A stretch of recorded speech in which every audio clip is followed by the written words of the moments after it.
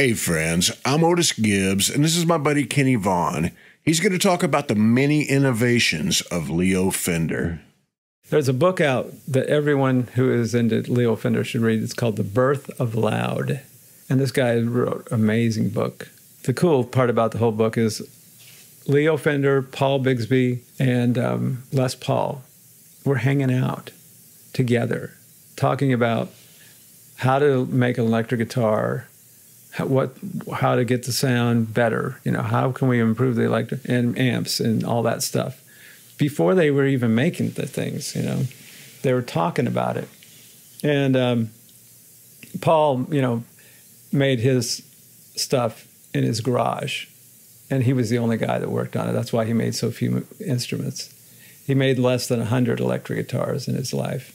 And if you have one now, you're sitting on a gold mine, But, those are really nicely handcrafted, beautiful pieces. They're like artwork, but they're also functional instruments, And his sounded really good, But apparently he had a guitar that he had made, and he lent it to Leo Fender for a couple of weeks. Leo, studied it and figured out what worked about it and what didn't work. And his goal was to come up with something that he could manufacture cheaply and sell at a reasonable price that wouldn't feed back, would be functional, instrument that would sort of clear up some of the problems with amplifying an electric guitar, And Les Paul was he was working on his own, he had that thing called the log, which was just a neck that went all the way through the body, and then he would play it, and test pickups and put it on there, bolt it on there, and yeah, that sounds pretty good. And he finally added, he went to Epiphone in New York and bought an archtop and cut into it and glued the sides on, glued the body on each side just for support, so he could have be able to sit and play it like in their normal guitar. But, they were it was cosmetic and functional, just only as something to rest your arm on and put on your knee, But this book is amazing. They're all influencing each other, and they're all three different kinds of people hanging out all the time in garages, and they'd be hanging out in back of somebody's house by the fire, that kind of thing. And it's really a good book. But if you want to know about Leo Fender, that's probably the best book you're ever going to read about him. What do you think Leo's first thing he just got really right was? Well, his amplifiers were a little bit better than anything else at the time when he was selling out of his radio shop there. They weren't very powerful. He, started really manufacturing stuff. He offered 3 different amps, the Champ and the Professional and the Super, I think. I'm not sure if that's right. It was 3 amps, and then he added the Deluxe somewhere in there. I'm not really sure about the chronology, of that, but he had Forrest White and him had a shop where they did radio repair and sold radios, Fender radios. I know a guy who had one, and he donated it to the Fender Museum, I think. He had one that he lived in Orange County and would go to the Orange County flea market every Sunday, Saturday and Sunday, and buy stuff. He was one of those guys, but he had a Fender radio. Did he find that at a flea market? Yeah. He found a lot of stuff there. And then when he finally, made that first electric guitar, it's like, sounded good, He did his homework, man. He would always, his thing was he would build something, trying to make an electric guitar, and he would take it around to the honky-tonks because he liked country music. And all those guys were jazz players back in those days, If you played country music, you were a jazz guitar player, basically, Even in Nashville, there weren't any country guitar players. They were all jazz guitar players playing on the records. Country guitar didn't really start happening until, later on, late 50s, early 60s, or, And curiously enough, Nashville was the last recording center on earth to use the Telecaster. People associate it with Nashville now, but Nashville didn't have any Fender guitars on any of their records in the 40s or 50s. None. Those are all Gibson guitars. big, nice, beautiful Super 400s and Birdlands and L5s and that kind of stuff, spruce tops, you know, top of the line jazz guitars. That's what those guys played. Or they played Epiphone jazz guitars with Bigsby pickups added on there. Epiphone Deluxe and Bigsby would send him pickups and they put them on to replace the crummy Epiphone pickups. That was kind of the sound of country music at that time.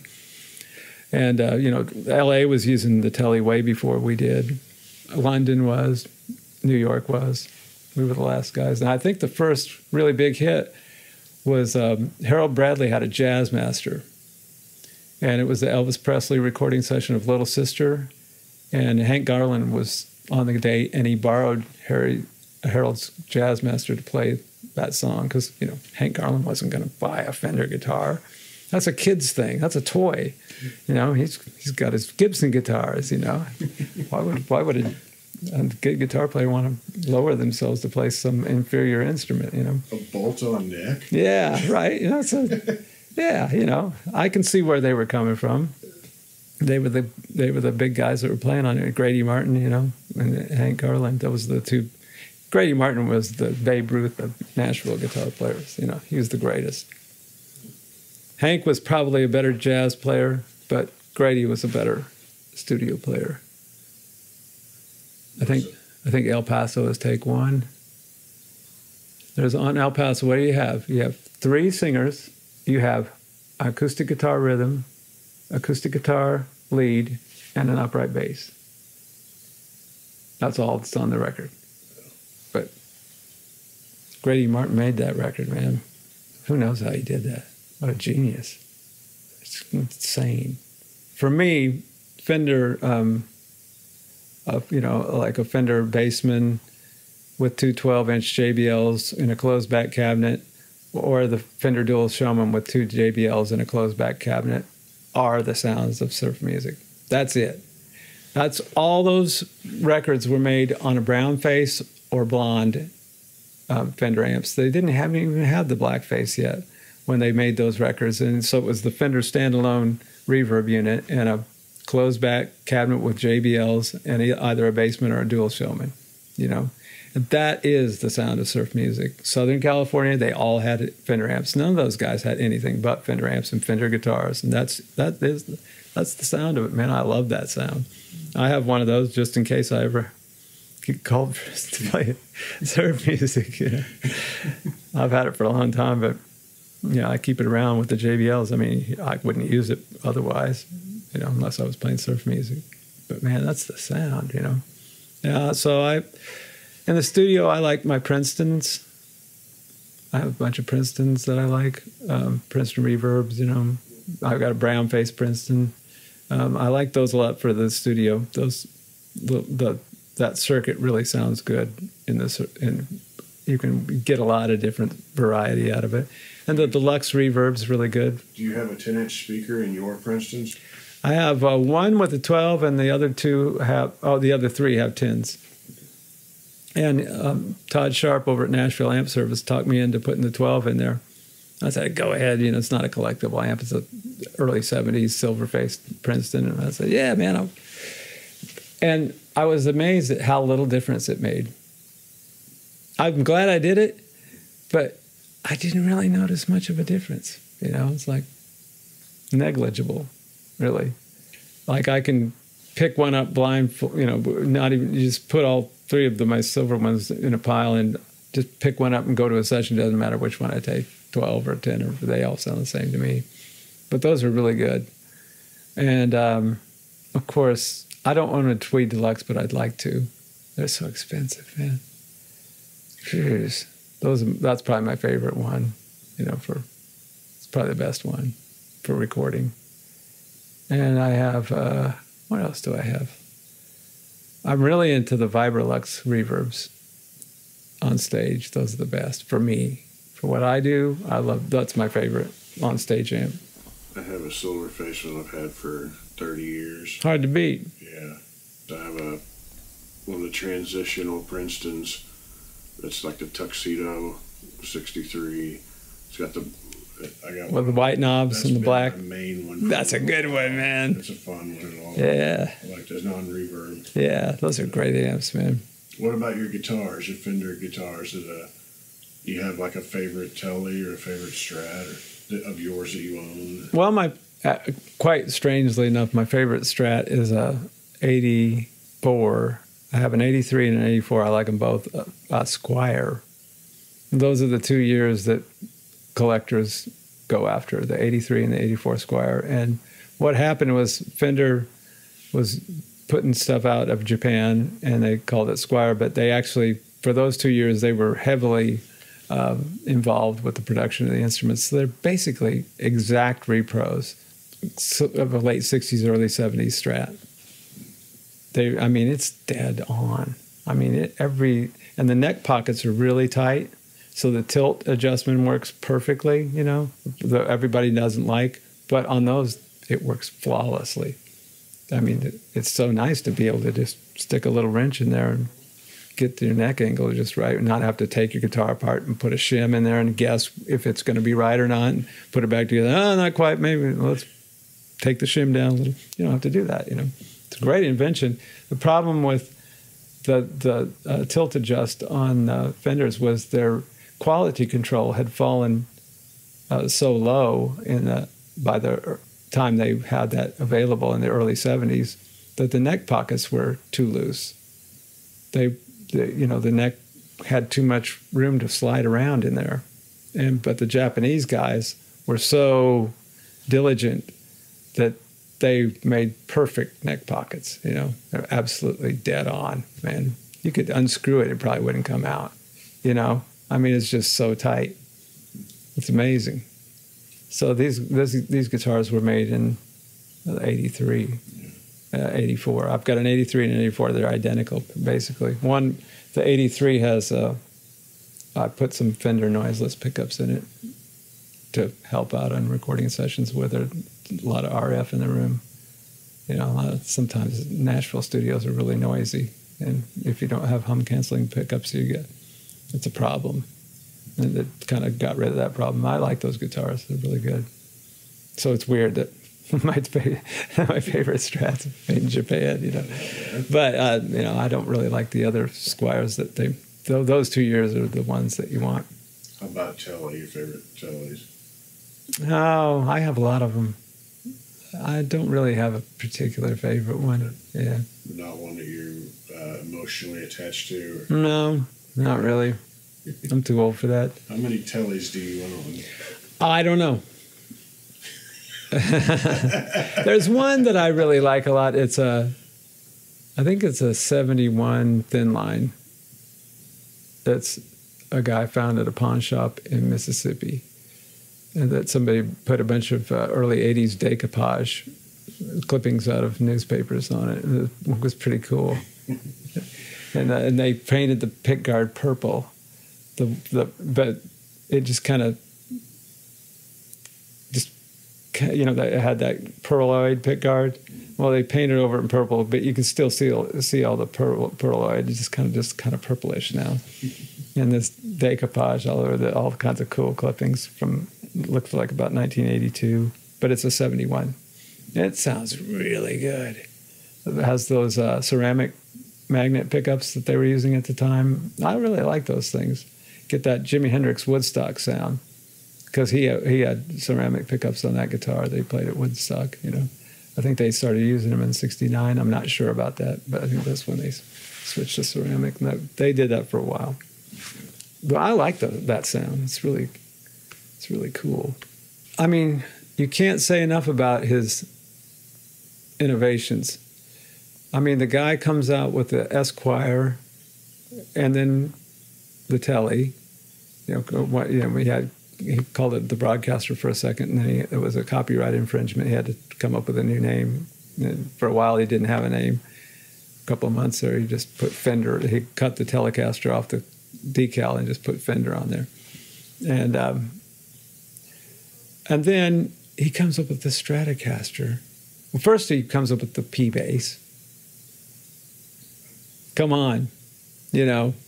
Monk Montgomery was the first guy to record with a P bass when he played with Lionel Hampton.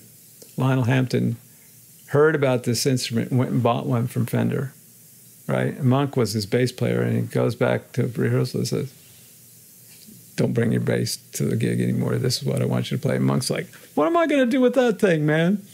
What? You know, he's an upright player, you know. He's like, what? I'm not going to play that, you know. And, yes, you are. And I think they recorded 4 songs, and that was arguably the first recording of a Fender bass. And then he comes up with a Strat. I mean, what would the world be without a Stratocaster? Think of all the shit that's been done on a Stratocaster, you know, and it's still made, the exact design is still made today. You know, it's like the copyright, the patent thing, you know, they're still making it like that. You know, you can still get the exact 54 replication, you know, for the, you know, down to the, you know, most minuscule detail. All these years later, that's still kind of the most futuristic looking guitar when you think about it. It's like, wow, what's this thing, man? And that whammy bar, you know, and the sounds. And was Buddy Holly the first, like, big person playing a Strat? Probably one of the more visible. I mean, Buddy Merrill on Lawrence Welk was using one. He was a pretty good player. You know, he's really good. If you go back and look at the earliest Buddy Merrill black and white footage on Lawrence Welk, he's playing a Strat. Then he switched to the Jazzmaster when it came out. But that, you know, Jazzmaster and Jaguar, those are great guitars too, you know, really good. I mean, he just kept going. The jazz bass. I mean, those amps. I mean, who made better amps than Fender? They were more rugged, less likely to break down. You know, that was one of his things, is he'd give them to players to take out on tour, like Bob Wills and the Texas Playboys. Here, take this amp out, and when you get back to town, you know, next month or whenever, bring it back and tell me what you don't like about it. Tell me what's wrong with it. Or a lot of times he would take his toolkit out to the gig and service the amps right there around Southern California. He was known to show up to work on people's instruments and amps at the nightclub. You know, have his little light on, and he's down there, you know, a guy that doesn't drink in a honky tonk fixing somebody's amp. Have you ever heard the story about Jimmy Bryant? Okay, well, Jimmy Bryant was, you know, the greatest guitar player on the scene at that time. You know, just, you know, wicked good guitar player. And he had commissioned Bigsby to make him a guitar. Well, it took Bigsby probably 6 weeks at the, maybe longer, to make a guitar, you know, because he was the only guy doing it, you know. And it was, you know, beautiful instruments, you know, maple and all that kind of stuff. They were, you know, look like an art piece, you know, you could hang it on the wall in a museum. He had commissioned one, and he showed up at a little Jimmy Dickens show at a honky tonk in Southern California, and Leo Fender was there with his new Telecaster. And so he was showing it to the guys in Dickens' band. And they took a break, and Jimmy was standing there, and he introduced himself to Leo and said, "Can I try that thing out?" And the guys in the band said, "Yeah, go ahead." And they let him plug into the amplifier, and he played it for an hour. And all the patrons in the place, he's just whipping off all this crazy stuff, and he's like playing it, and he's you know, dazzling the entire place. He drew a crowd, and to the point where Dickens didn't even go on again. We stayed at the bar, and they never played anymore that night. He played like for an hour by himself, just sitting on the stage and, you know, dazzling everybody with this newfangled thing. You know, what is that thing, and why does it sound so good, you know, in his hands? And so Bigsby called him. So he made a deal with Fender right there. He said, "I want one of these things." And Leo's like, "Whatever you want, man. You're making it sound the way I wanted it to sound, you know." So yeah, come on, I'll give you one, you know. And so Bigsby calls Jimmy up a couple of days later and says, I got your guitar done. Or I'm getting close to getting it done. And Jimmy says, "I don't want it anymore." And Bigsby got really pissed off, and because he had his name written in the pick guard, you know, and all that stuff, and he took it all apart and sold it to somebody else, put somebody else's name on it. In fact, that's a famous guitar, and it's somewhere. Chris Scruggs knows where it is. It was some famous guy's guitar. Yeah. That's amazing. Yeah. What percentage of sessions these days is a P bass on? Oh my gosh, who knows? It seems like it's all of them, isn't it? For my whole life. I mean, every session I've been through, I mean, it's a very unusual thing if there's not one there. I mean, you'll go to sessions sometimes, the guy's playing a jazz bass. But almost always it's a P bass, in one form or another. Do you know who Emery Gordy Jr. is? Emery Gordy? He played bass for Elvis for a short time before Elvis died, and then that whole band became Emmylou's band. So he's on those early Emmylou records because it's Glenn Hardin from Elvis's band on piano, Emery on bass, James Burton from her band on guitar. James Burton, came from Elvis's band. So when he died, they went to being Emmylou's band, and when they weren't working with Emmylou, John Denver used him. Oh yeah, okay. Emery has one bass that he's had since the '60s, and that's that bass, the P bass, and he still has it. But he's never had another bass. He still plays in the strings like that far off the board, and he plays his ass off. Gets the best sound on it.